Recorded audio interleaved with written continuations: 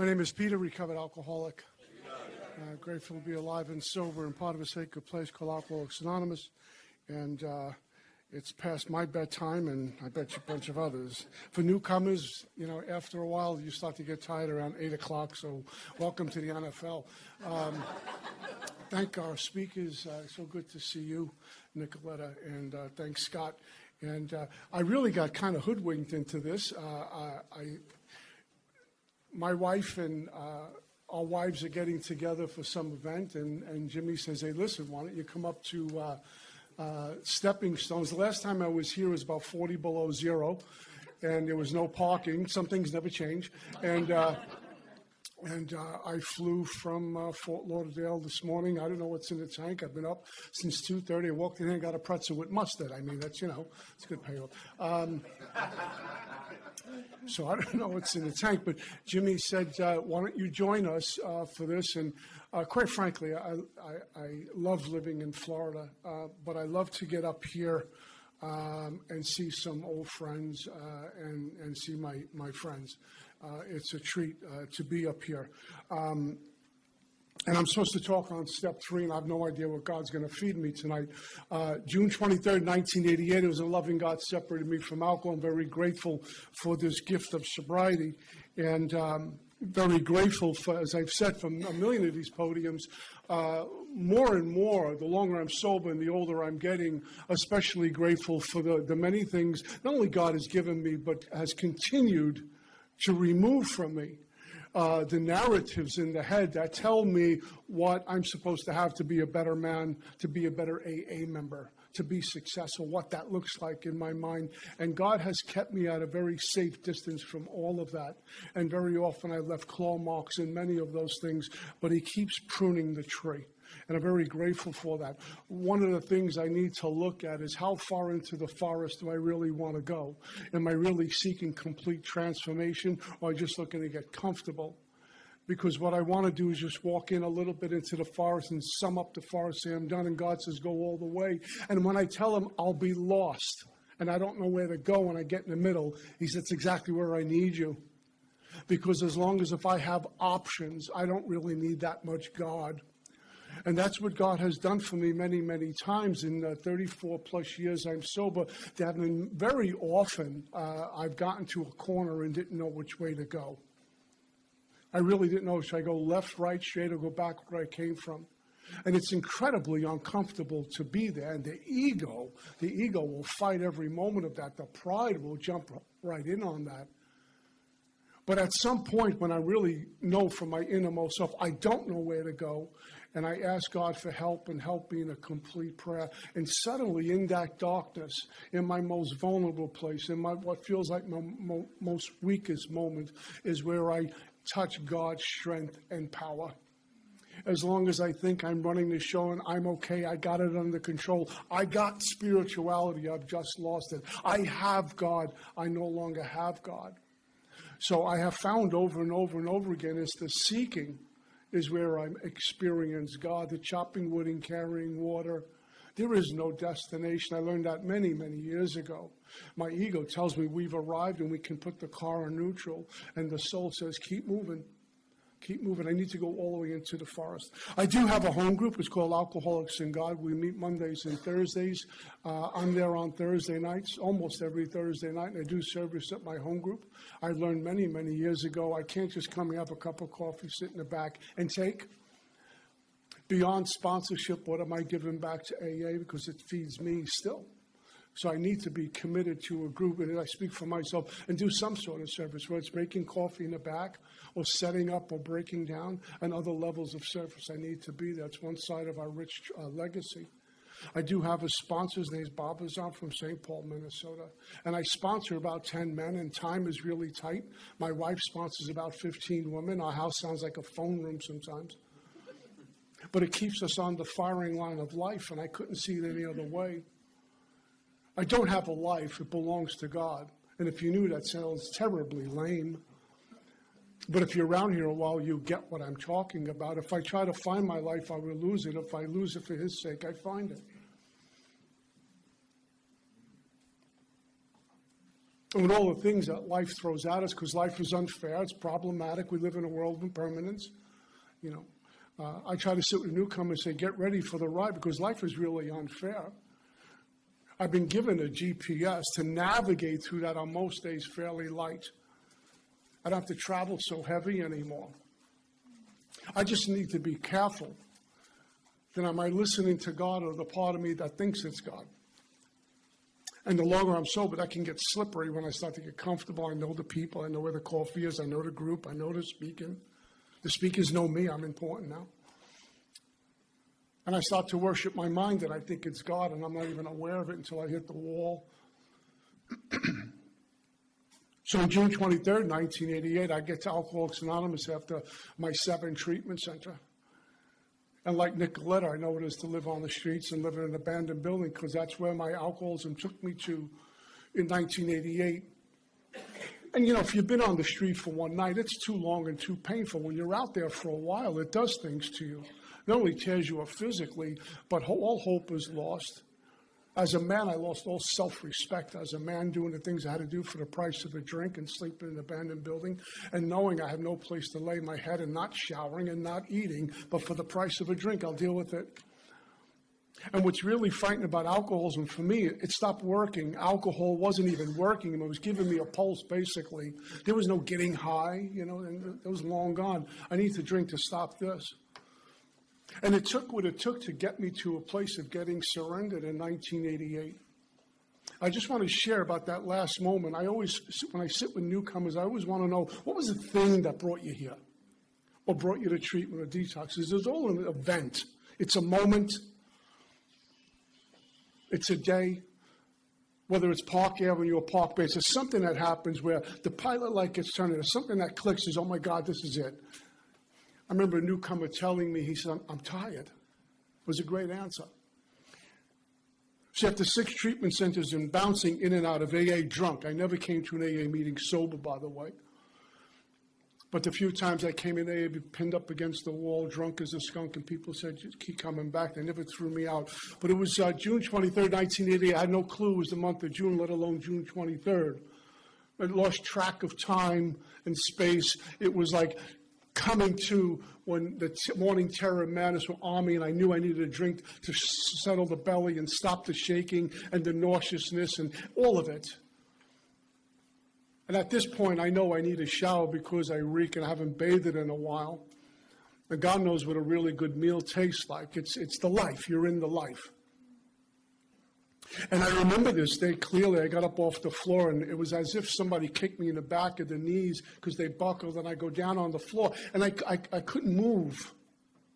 And it was like reality showed up. And what I've experienced over the years, over and over and over again, that the truth will find me.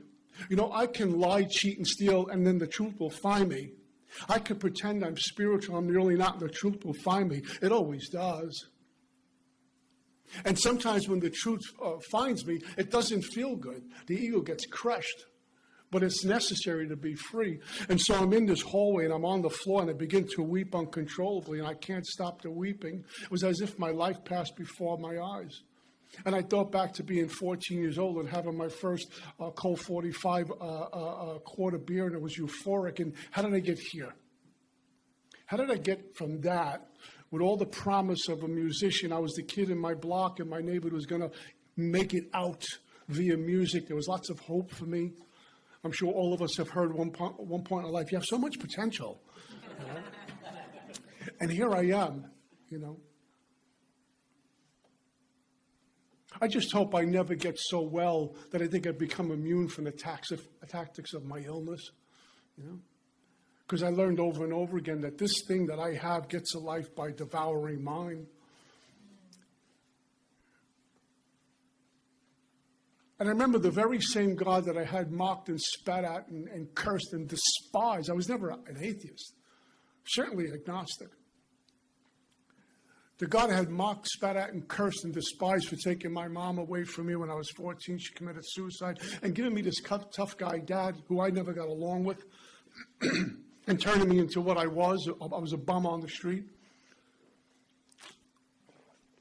I looked at men who were religious, and I mocked them as weak and cowardly. I looked askance at many individuals who claim to be godly. In fact, God and religions was for women and children, not for men. It's a fake God. It's Walt Disney. It's baloney. Until I was out of reservations, I was brought to this place, and that very same God, I had begged for mercy. And I remember the words clearly, "Please take me from this, I don't want to die." I've heard my sponsor and many men say this, and it's very true. It's one phrase that says, "We live life forward and understand it backwards." So I didn't understand at that moment. I didn't think about it. Well, I'm just begging God for mercy. Please take me from this. I don't want to die. Think about it now. I was turning my will and life over to the care of God in that moment of desperation. I'm not going to turn anything over to God if I'm not feeling desperate, because I'm still driving and everything's okay. But I wasn't thinking on June 23rd, 1988, I need to go to detox, I need to go to treatment. I'll come to AA, do 90 and 90 and be Moses. I'll do a workshop and I'll tell people how to do this, and I'm going to be rich and famous in AA. None of that was anywhere to be found. And I've thought about that many times, and I feel so blessed that God kept me out of my own mind. As long as I'm out of my mind, I'm doing great. And he took me out of my mind for a moment. There was no thinking going on. There was no narrative. There was no planning. There was no ideas about what I need to get better. Because as long as if I was doing that on June 23rd, 1988, okay, Pete, this is what we need to do. I'm still running the show. I'm still in self-reliance. I still know what I need to do. Probably have a different speaker here tonight. It was reduced to this: take me from this, I don't want to die. I wasn't thinking about where I was going to go. But I will tell you this. In that moment, I would have done anything to stop the pain. Not the physical pain. I was used to that. Getting arrested, used to that.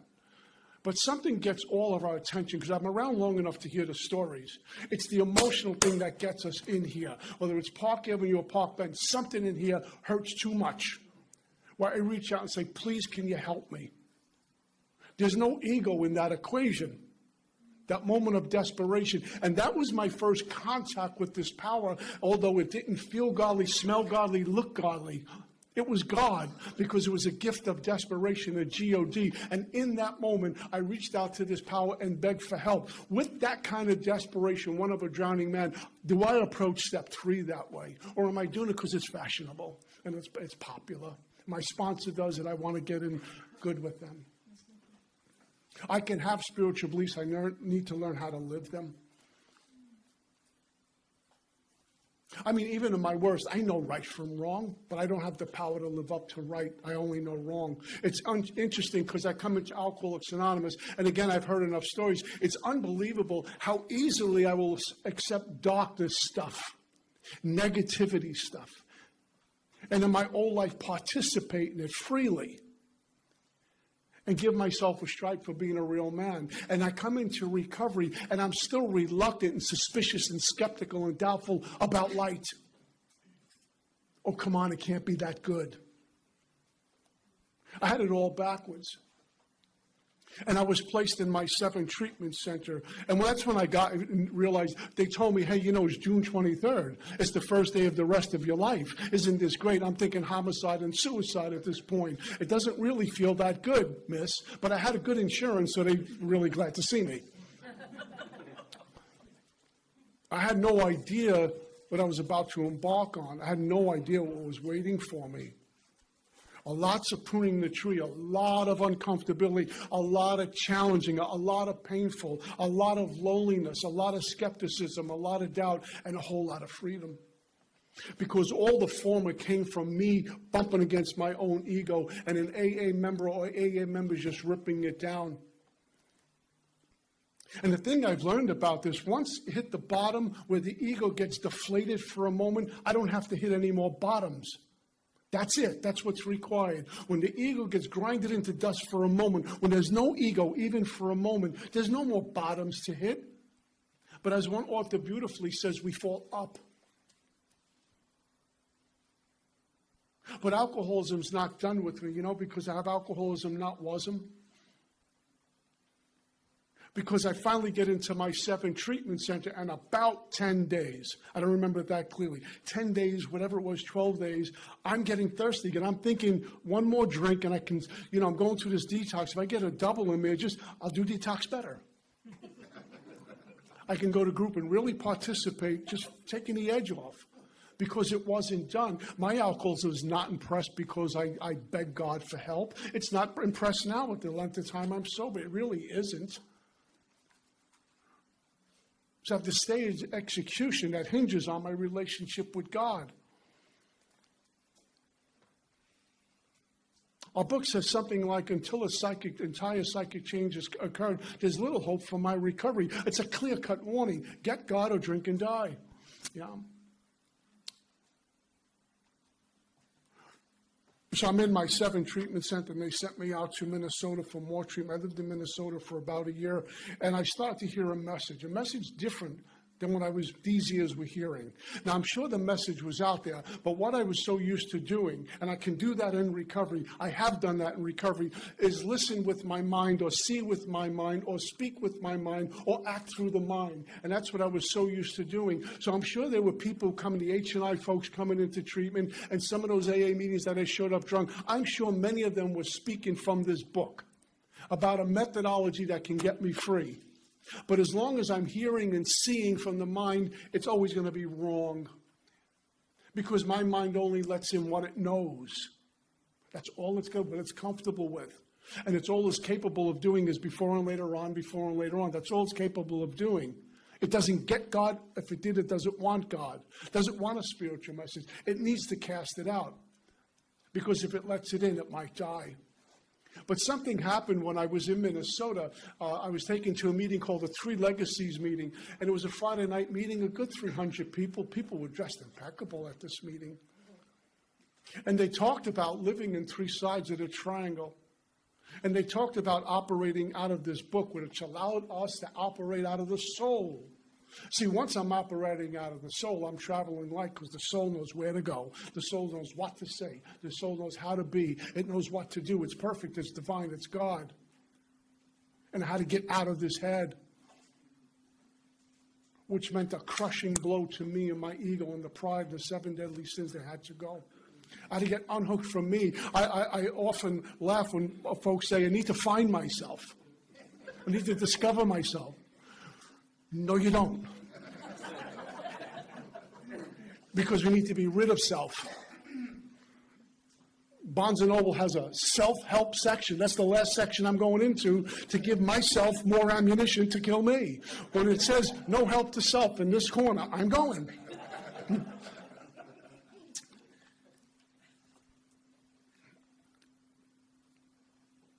And I came back to Brooklyn. And I found my first appointed teacher there. And how I found a sponsor was what I was told to do. Before I asked someone, show me a sponsor, no human power could relieve me of my alcoholism. I need to go to God. Everything goes through God. I must turn all things into the Father of light. I wasn't even sure God was going to pay attention, but I remember praying, God, I need a teacher. I don't know who to ask. And I'm at a meeting one night at my first home group, the Free Spirit group, and this guy got up there and sounded like the people in Minnesota, and the head didn't say ask him, but something in the soul. It's interesting when the soul speaks to us. I mean, we hear it in language we can understand, but it isn't like the regular voice we're used to. It's almost a movement or a push or something that happens and says, call Joe. Go to the back of the room, get that newcomer. Ask that guy or that woman to be a sponsor. And I can't really define that. And as long as I can't define something, it's probably God. I don't know. And we began this journey, and I start to learn things about me and my alcoholism, which owned me, that I knew nothing about after 7 treatment centers. For the longest time, I have alcoholism. Alcoholism owned me. I would say I'm having all these thoughts. Well, that was the biggest lie I was telling myself for a long time, and my mind loved that. See, if I'm having thoughts, it's like if I went out and bought a shirt. I went to the mall and I bought a shirt. It's my shirt. I paid for it. I have a shirt. I just bought it. I get it home and I don't like it. I can exchange it. I can give it away. I can throw it out. I can do anything I want because it's my shirt. Suddenly, I find out I really can't do that with thoughts because I don't have thoughts. They really have me. And they lock in and they take me for a ride. And my mind gives me one thought, and it's a problem. And the mind says, I got a solution to that thought. And you gave me the first one. Now I have two problems. And down the rabbit hole I go, and I come into me and say, I'm all jammed up. But not once did that very same mind say, why don't you get on your knees and surrender it all to God? You might get free. It doesn't tell me that. I need to run out of road in that gift of desperation. That type of movement that happened to me on June 23rd, 1988, although the fire is going to get off my back, the longer I'm sober, the need to find God must increase for me.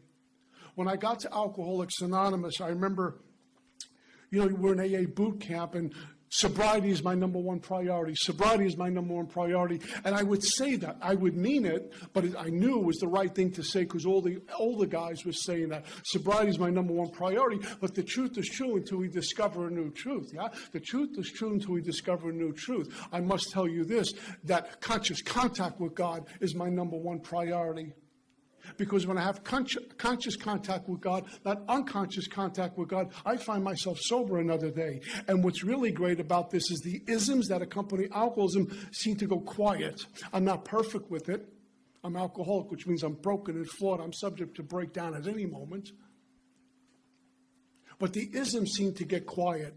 And I get another day sober. And not just dry sober, but awakened sober. And where I currently been for a number of years now, my journey in here is to please God, seek God, experience God. Rather than, getting up here and pontificating on how well I know the mechanics. I know a lot of cats who know mechanics and you can't have lunch with them. But what this book is supposed to do is bring me to a power that's keeping me sober all along and enjoy the freedom in that. I also found this, I was brought up with very, very, very rigid sponsors. I mean, really rigid sponsors. And thank God, because I needed I needed to be disciplined to a spiritual life, yeah? Because I was so undisciplined. And I thought about something, I would say my great-grand sponsor said to me one time, if I'm sitting home writing inventory after inventory after inventory, I'm still involved with me. A little too much. All I am is thinking about me. And I'm writing about me constantly. Where's freedom from this book? Where's freedom from this God when I'm bogged down writing up pages and pages and pages of inventory to prove I'm a good AA member? Maybe I missed something. I'm still seeking information rather than experience a transformation. I've been programmed by a program rather than set free by a program. And I fell under the delusion that as long as I write this perfect, I'm going to get me another day sober, as if I'm in charge of this. But who's keeping me sober while I'm writing? Who's keeping me sober while I'm sitting in a meeting? Who's keeping me sober when I have an argument with the spouse, or I'm in the supermarket and it's going, the line's too slow, or just life? It's God. And that's what this is supposed to bring me to. So I get a sponsor. I begin a journey through this book. I remember getting to step 3 and taking a look at making the decision to turn my will and life over to the care of God as I currently understand them. Whether it's a group of drunks or whatever God it is, the book, my AA is not really interested in your deity. It's unbelievable how prophetic he was to stay out of that game. We would have been broken up a long time ago. What AA has taken to me is the very same God I grew up with a different set of conceptions and ideas about it. It's not that punishing God anymore. I'm the one who punishes me. God doesn't need to do that. And I got to this third step, but we heard the speaker say tonight, I need to be convinced into my innermost self, not from the mind. I've heard the first 3 steps are conclusions of the mind. That's not my experience. I mean, if it works for you, great, but it's not my experience. Anything my mind comes up with has a drink attached to it, yeah? But deep down in here, I got what step 1 was talking about. I understood that my step 2 was a pointer out of this insanity. And I get to this step 3, which means it can bring me great hope and great promise, or it could be a big nightmare if I don't. I'm looking at a fork in the road. If I do this and follow through with the rest of the instructions, I might be set free. And if I don't, I'm going to keep doing what I always did, which means I'm always going to get what I always got. Again, desperation will keep me walking. Now, I don't know what's going to happen with this, God. And sometimes it's frightening as heck. In fact, it's so frightening that I don't know where I'm going, so I hold on to what I've known. Sometimes I've done that in relationships. Well, what's going to happen if I do leave this person? That means I'm alone, so I stay in a really toxic relationship. I know that. I know how to maneuver around that. And I'm one of those guys who don't realize how much bondage I was in until I taste a little freedom. Then I look back and say, what was I thinking? That's the problem. I was thinking a lot. You know, can I stand before my Creator in the raw and say, take me like the wretch and sinner that I am? Can I tell my God, I will live for you and die for you, and really mean it? And when I pray, do I get clear as to who I'm praying to? Or am I just blowing it out to get out of the way? Because I can look like I'm praying, I can sound like I'm praying, but when I get up, I don't look very prayerful. I go from Moses to Rambo. Am I still angry? Am I still restless? Am I still discontented? Meanwhile, I'm telling you how much I pray and how much I know about this book. Where's the transformation? Am I traveling light? Was everything an issue? I need to prove myself to you that I'm worthy. And what we do is I wrap myself up in money, property, and prestige, AA cred. I'm a speaker, I'm a this, I wrap myself in all these things to prove to myself I actually exist. And further, you recognize me for something. And when it's all said and done, I realize I'm still empty and I still have nothing, and none of that worked. And over and over again, my loving God has shown to me the less of me, the more of him. I remember writing down what my conceptions of God were, my old conceptions of God, what my current conception of God was. And if I had to look into the future, what would this God look like? And it kind of gave me some parameters. It made it more real. The other thing my first sponsor had me do, and Mark H., when he was my sponsor, had me do the same thing. He says, write out the third step prayers that appears in the big book. God, I offer myself to thee, to build with me and to do with me thou wilt. And wrote out the whole third step prayer. Then he says, write out what you think that prayer is saying to you in your own language. So when I kneeled down with my spouse, both of us got on our knees and held hands, and we did the third step prayer together. Although I'm reading out of the book, and it's a beautiful prayer, the book says the wording was, of course, quite optional, as long as I expressed it with some intent. What's my intent when I pray all the time? Do I really mean it? And so I wrote it out, what it means to me. So I'm sitting with my sponsor, and it had some depth and weight. It was my third step prayer, because I'm talking to my God, if you will. It wasn't just words on a page and I'm going through the motions. Because my experience has shown me God's not interested in the words, but my intent. And no matter how hard I pray, I can't change God's mind. I can't convince God that I'm right and maybe he should look at things differently. I've been impressed so many times seeking control in prayer. The most sacred moment of my day, I'm still seeking control about the outcome. And if I get the outcome I want, God really loves me and he does exist. But I'm going into prayer to be changed by this power, to position myself to be changed. And for me, what the words are in a prayer nowadays is just a centering. Even my sacred Lord's Prayer, as beautiful that prayer is, it's a centering as to who I'm talking to and what I'm supposed to be doing. And it gets me right-sized to get up off bended knees and go out there. And I never do this perfect, but at least chop wood and carry water for his glory and no one else's. I don't need to be popular in AA. God doesn't see popularity. God just sees kids. That's my walk. And so I did the third step prayer at my sponsor. And again, AA boot camp, how do you do a third step? Follow 4 through 9. Well, that's true. Our book says that it can have a permanent effect. It won't have a permanent effect unless once followed by a strenuous effort to face and be rid of the things in me that are blocking me from God. That's one part of it. What else am I doing? Am I willing to play by someone else's rules? This fly must be a Red Sox fan because it's not leaving me alone. Am I willing to? I wouldn't say Phillies fan because I'm in your town. I don't want to get beat up. Am I willing to play by rules other than my own?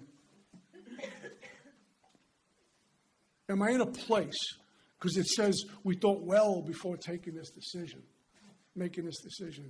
Am I really at a gut level saying my life is none of my business? Now my ego is going to jump all over that. That the outcome's none of my business. I want it to be my business. I want to peek around the corner and see what's happening.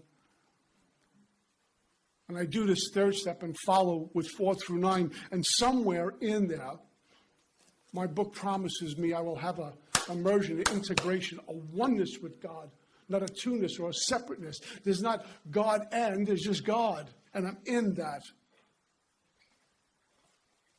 Because his center is everywhere and there's no circumference. I get to experience that. Again, I want to really emphasize, I do none of this perfect. And that's really cool with God. It's okay. It's just a need for God and more God and experience more of that and then pass it on. And experience the freedom our book is talking about. My ego wants to be in a results business. I'll share a quick story with you. I heard from my priest about being in the results business. I heard the third step to this whole thing. My life is none of my business. I surrender everything. My thinking and my actions belong to God. Because if I look at my track record of me running the show, it's never worked out well. And I can come into Alcoholics Anonymous, and I want to do the big because it's fashionable. So I hang out with those folks. But there's no real surrender in it. Or I can hang out with knuckleheads who go to casinos and brothels because that's cool and I want to do that. 14 guys says, what's wrong with that? Anyway. And so I'm still looking to pick and choose what I think is okay for me. So I hang out what I think the majority is. Then I got to take a look at who's this majority I'm hanging out with. And aren't I still picking and choosing what I think I need? And as frightening as it is, what step 3 says to me is, it's none of your business where I'm going. Because somewhere in this work I've learned, and this is personal experience, I'm no longer ill at ease with my origin, what I was. And I'm not ill at ease with my destination. Where am I going? You know where I'm going? Right here. She talked about it tonight. Where are you going? Right here. Because I have no guarantee. I'm supposed to fly home Sunday morning, and God willing, I will get back home and enjoy a beautiful Sunday afternoon with my wife. But there's no guarantees that's going to happen. Or what's going to happen an hour from now. But I just take it for granted. There's a big thing about planning and then just assuming. And the story is there was this man who was just laying on his couch day in and day out, day after day after day after day. His life was going nowhere. He was rudderless. And one day he woke up and the Lord was standing in front of him. And the Lord says, what are you doing? My God's from Brooklyn. What are you doing? And the guy drops to his knees, and the Lord says to me, he says, I need to help you. He's tomorrow morning, I'm going to put a big boulder in front of your doorway. And I want you to wake up bright and early and push the rock, push the boulder. And sure as anything, the next morning, the guy wakes up and he remembers, opens up the door, and there it is. He laces up and goes out, and there's this huge boulder in front of his door. He starts pushing, follows what God told him, pushing and pushing and pushing and pushing, sun up to sundown. Does this every single day for like 90 days. And on the 91st day, Satan shows up and says, what are you doing? He said, well, the Lord told me to push this rock. He said, you're going to listen to the Lord? What's wrong with you? God's a cruel jokester. Go back on the couch. You're better off. He said, you know what? You're right. And the next day the Lord shows up and says, what are you doing? He says, Lord, not for anything. You told me to push this boulder. I've been pushing it for 90 days. And it hasn't gone 1 inch. It hasn't moved an inch. After 90 days, it hasn't moved an inch. And the Lord replies to him. He says, I told you to push the boulder. I didn't tell you to move the boulder. That's my job. And that's how it is with my life. I want to push it and move it in the direction I want. I want to push my life this way and get the results I want. It just doesn't work that way. God's not allowing it that way. And what God told this man was, for the last 90 days, you have purpose and direction. You're up early. You're sleeping better. You're even in shape. And you're talking to me all day long. You came home without even knowing it. I need to let go of the results, but the mind wants to control. If I'm not willing to surrender everything, willingness to surrender. It doesn't mean I'm going to become a monk because I did a third step prayer, but a willingness to turn everything to this God and back off of my life because I've destroyed it. And I infect people when I do that too, drunk and sober. Am I willing to do that? Am I showing up to the Lord and the sponsor? I'm willing to let go. I don't even know what this God is, but I'm willing to believe in a group of drunks for good early direction. It isn't what I'm believing in, but it's the willingness to believe in something other than me or whiskey. That's the victory. I get a new guy sitting in front of me. I'm having a problem with God. Why do you come to AA? Because they keep me sober. That's your higher power. Are you willing to turn everything over to AA? Yes, we're on our way. It's the mustard seed of willingness that creates great change. With a mustard seed of belief, tell the mountain to move. The mountain will move. But the mind says, oh, come on, let's get real. Like my reality is reality, and God isn't. I remember reading something, how do you know God kept you sober? The guy says, the only one I asked was God. I seem to be sober.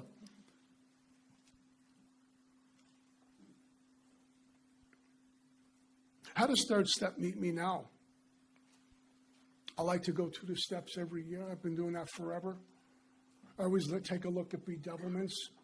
I always like to see where I'm at, gauge where I'm at with bedevilments. I do all this stuff after prayer.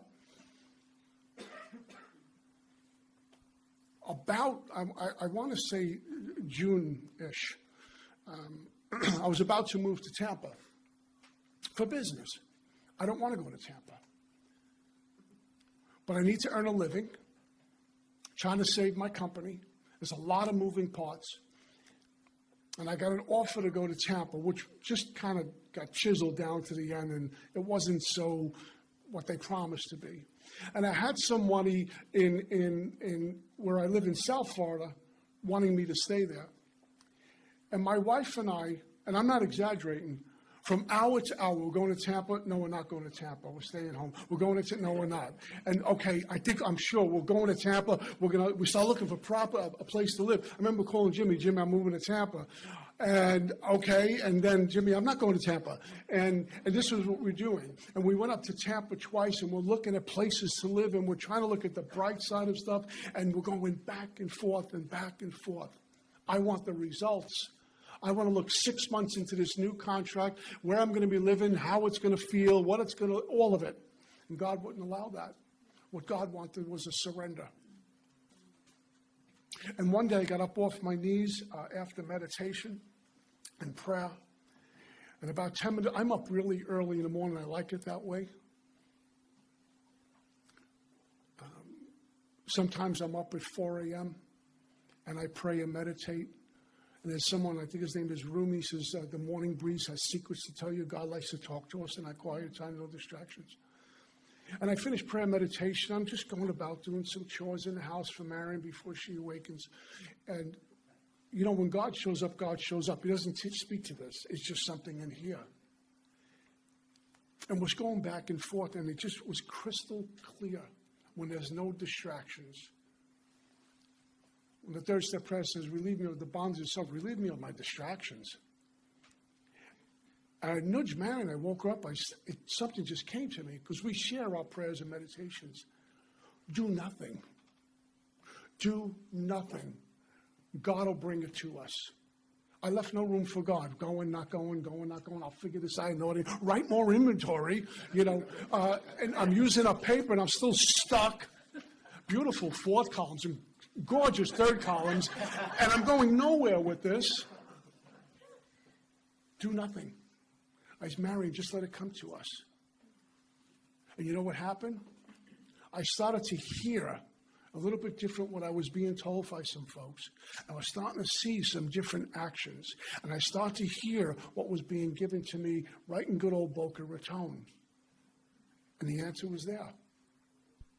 In fact, they went way beyond what I was even negotiating with, because that's what God does. Always goes beyond. I want to go this far, and goes, no, I'm going to give you all of it. But just come home to me. I did nothing. I just gave up. I'm done. It'll just come to us and left a whole lot of room for God. What does step 3 look like, as we're going through our day currently? We can talk about mechanics, and they're important, they're vital, but what does it look like going live? How does step 3 meet me with 5 or 10 or 15 years sober? How does step 3 meet me when I'm on my knees praying and meditating? Or maybe I'm at work, or I don't get along with a coworker. I'm having marital problems. I'm having work problems, financial problems. What does that really look like? Do I speak God, but I live as if there's no God? Again, I would love to report to you I do all this perfect, but I don't. But I'm broken and flawed, as God made it. There was a time where I thought, as a member of Alcoholics Anonymous, I can't be broken and flawed. I'm in AA. I have to be smooth and glossy all the time. What tremendous freedom, what great liberation in coming to terms at a gut level that I'm broken and flawed. Isn't that fabulous? I don't need to be perfect. I belong to AA. That should be a hint. I'm not perfect. But what tremendous freedom. Because what we get to do, what I get to do, is share my brokenness with another drunk. And you say, yeah, me too. We get a solution in here, how to fix stuff and how to get free and how to experience God and truly turn our will and life over to the care of God, how to do a meditation, how to work with prayer, how to navigate through life. The other 23 hours when I'm not in here for the hour.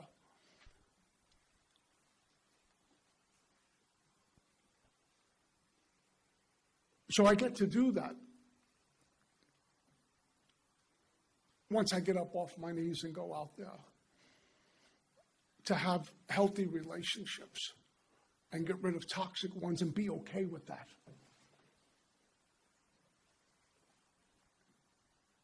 And my time doesn't belong to me. Is another thing, I feel like I'm getting old sometimes. This thing that gets me. There's a lot more road behind me than in front of me. I hate to admit it, but it's just true. And sometimes, I'm bogged down with a bunch of sponsees calling, and I got to finish that and then get ready because there's a meeting to get to, a home group to get to. And the head says, well, when are we going to get time? And Marion's on the phone with her sponsees. We're going to a home group. When are we going to get time? This is what I'm supposed to be doing. Because it's unbelievable when I do that, I can go to the worst diner with the worst cup of coffee and the worst food and the worst service and a place that's outdated. And when it's all done on the ride home, what a great night. Let's do it again. Rather than complaining because my destination is here and now. So I turn my will and life by doing this third step. Yeah. And I've done them with my sponsors. We held hands. I remember the first time I did a third step was in my sponsor, Bensonhurst, Brooklyn, where the only requirement for membership there is a pinky ring, sunglasses, and gold jewelry. And I went to his house, and he was a rough character. And I don't know a third step. I never did a third step before, And I'm green. I'm new. And I came with my assignment on, writing the third step prayer out word for word and my interpretation of it. And I'm about to do this third step. And, I had AA saying, don't do a fourth step. It's not good. Other people saying, get into the fourth step sooner than later. I don't know. I have no clue. And I get to Tony's house and I ring the bell. He invites me up. He's on the second floor. And I walk in and the lights are dimly lit. There's a lot of candles going on. I say, okay, what am I getting into? And we get into this little room, and he said, let's get on our knees and hold hands. And I'm like, okay, hold time out. Where's this going? And, of course, I'm exaggerating. And we got on our knees and held hands. I'm petrified. He knew the third step prayer. And when you knew and your sponsor just got it off of myself and you're kind of stumbling along, you're screwing up the words, and I think he's going to throw me out of my bed, AA. And he just guided me through, and I did it with the third step prayer. And we got up off our knees, and he sat me down at his table, opened up the book to it. It says, next. which is the next talk. Just a couple of things I want to read, and I got to get out of here because I don't want to go over. In our third step, actually before the prayer. It says this. This is the how and why. First, I had to quit playing God. What areas of my life am I currently playing God? The ego loves it. How can I move forward if I don't want to quit playing God? Little things like I wake up in the morning, I know what the day's going to look like. They're going to do this, and I'm going to do that. I went to a first step meeting, and the speaker didn't even cover step 1. Oh, my God. They can't come back here anymore. And I critique everybody in the room and that kind of stuff. I'm playing God. What do I know? You ever notice you sit in a meeting, the speaker said they're not that good, and the newcomer goes up and go, oh, my God, thank you for that talk tonight. It wasn't your night. It was for the newcomer. I had to quit playing God. It didn't work. Next, I decided hereafter in this drama of life, God's going to be my director. He's the boss. He's the principal. I'm his agent. I work for God because that's what an agent does. He works for the principal. Also, I'm about to represent God. What an order. That's what my book is telling me. I'm not saying that at some point I'm going to go out representing God. I'm marketing for God. How am I doing? Most good ideas are simple, and this concept or idea was the keystone of the new and triumphant arch to which I passed to freedom. When I take this position, remarkable things follow to have a new boss. He's going to provide me with what I need if I keep close to and perform his work well. A couple of things there. How do I perform God's work well when I'm just new and doing a third step? How do I perform God's work right now? Be of service. Not only in Alcoholics Anonymous, make coffee, set up, take a service commitment, but out there, because those are God's kids too, like feeding a homeless person. When I got a pocket full of money, a $5 bill is not going to break my back. Or going to the diner and seeing some very old person nursing a cup of coffee. I go to a meeting called the 12-Step House, and there's this diner we go to afterwards, and there's this really, really old, broken-down couple, and they're both having a cup of coffee, and it kills me when I see this, because it could be me. And their clothes are tattered. And bless the restaurant, they don't throw them out. And I only say this to share, to brag about God. 3 times I went to the waitress and quietly says, bring them a couple of burgers, bring them some food, and I gave her my credit card. Just don't tell them what it is. Because God's going to provide for me as well. Am I representing God in AA but not out there? For me, I must call myself a hypocrite then.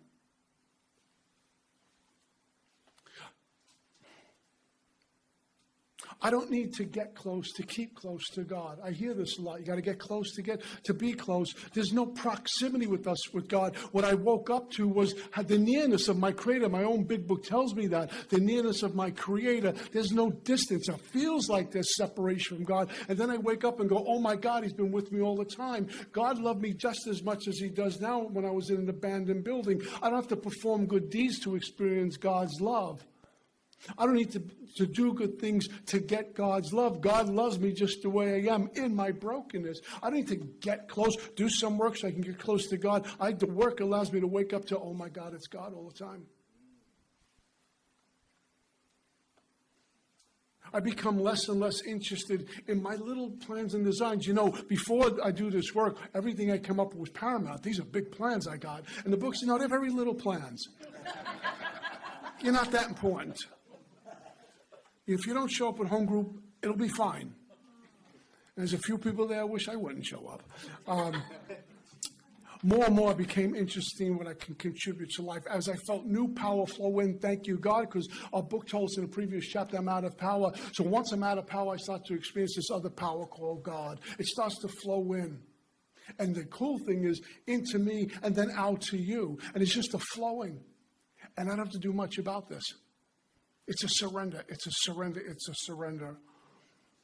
I could face life successfully. I become conscious. I'm awake to God's presence. And I lose my fear today, tomorrow, hereafter. I'm reborn in spirit. Something says, unless a man be born again, he can't enter the kingdom of heaven. Born in spirit.